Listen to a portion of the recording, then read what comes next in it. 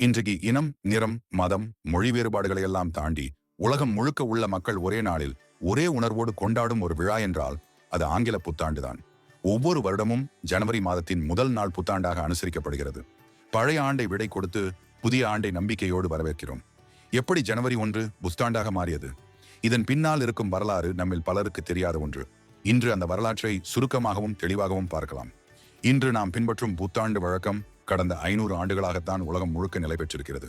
இதற்கு பல நூற்றாண்டுகளுக்கு முன்பு மெசபடோனியர்கள் ஆண்டின் தொடக்கத்தை வேறொரு நாளில் கொண்டாடினார்கள். அவர்கள் காலத்தில் ஒரு ஆண்டில் 10 மாதங்கள் தான் இருந்தது. மார்ச் மாதமே ஆண்டின் முதல் மாதமாக கருதப்பட்டது. மார்ச் 25 ஆண்டின் முதல் நாளாக இருந்தது. பின்னர் இந்த கணக்கில் மாற்றம் கொண்டு வந்தவர்கள் ரோமானியர்கள். அவர்கள் சூரியனின் நகர்வை அடிப்படையாக வைத்து காலண்டரை வடிவமைத்தார்கள். அதன்படி மார்ச் 1 முதல் தேதி புத்தாண்டாக கொண்டாடப்பட்டது. இந்த காலத்தில்தான் ரோமானிய மன்னர் நூமா போம்பிலியஸ் ஒரு முக்கியமான மாற்றத்தை செய்தார். அவர் 10 மாதங்கள் இருந்த ஆண்டில் ஜனவரி மற்றும் பிப்ரவரி என்ற 2 மாதங்களை சேர்த்து ஒரு ஆண்டை 12 மாதங்களாக மாற்றினார்.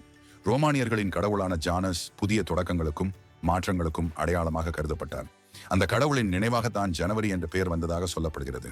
பின்னர் ரோம பேரரசர் ஜூலியஸ் சீசர் ஒரு முக்கியமான அறிவிப்பை வெளியிட்டார். இயேசு பிறப்பதற்கு 46 ஆண்டுகளுக்கு முன்பு, அதாவது கிமு 46ஆம் ஆண்டு ஜனவரி 1ஆம் தேதி ஆண்டின் முதல் நாள் என்று அதிகாரப்பூர்வமாக அறிவித்தார். அவர் கொண்டு வந்த இந்த காலண்டர் முறை ஜூலியன் காலண்டர் என்று அழைக்கப்பட்டது. இங்கிலாந்தை ஆண்ட மன்னர்கள் இயேசு கிறிஸ்து பிறந்த டிசம்பர் 25ஆம் தேதியை புத்தாண்டாக கொண்டாட வேண்டும் என்று கூறினர். அதன் பின்னர் டிசம்பர் 25 தேதியையே புத்தாண்டாக பின்பற்றினர். இப்படியாக 1500ஆம் ஆண்டு வரை ஆண்டின் முதல் தேதியில் பல குழப்பங்கள் நிலவியது. இந்த குழப்பங்களுக்கு முடிவு கொண்டு வந்தவர் போப் கிரிகோரி 13. கிபி 1582ஆம் ஆண்டு ஜூலியன் காலண்டரை ரத்து செய்து ஒரு புதிய அறிவியல் அடிப்படையிலான காலண்டரை அறிமுகப்படுத்தினார். 4 ஆண்டுகளுக்கு ஒரு ஆண்டு லீப் ஆண்டு என்று கூறி அந்த ஆண்டின் பிப்ரவரி மாதத்துக்கு 29 நாட்கள் என்று 365 நாட்களையும் 12 மாதங்களுக்குள் மிகச்சரியாக அடக்கினார். இதனையடுத்து உலகம் முழுவதும் கிரிகோரியன் காலண்டர் முறை நடைமுறைக்கு வந்தது. இப்படியாக பல நூற்றாண்டுகளாக நடந்த மாற்றங்கள், குழப்பங்கள், திருத்தங்கள் அனைத்தையும் தாண்டி கடந்த 500 ஆண்டுகளாக உலகம் முழுவதும் ஜனவரி 1ஆம் தேதி ஆங்கில புத்தாண்டாக ஒன்றிணைந்து கொண்டாடப்படுகிறது. காலங்கள் மாறினாலும் மனிதர்களின் எதிர்பார்ப்பும் நம்பிக்கையும் ஒரே மாதிரியாகத்தான் இருக்கிறது. பழைய ஆண்டின் தவறுகளை பாடமாக கொண்டு புதிய ஆண்டை புதிய எண்ணங்களோடும் நல்ல தொடக்கங்களோடும் வரவேற்போம்.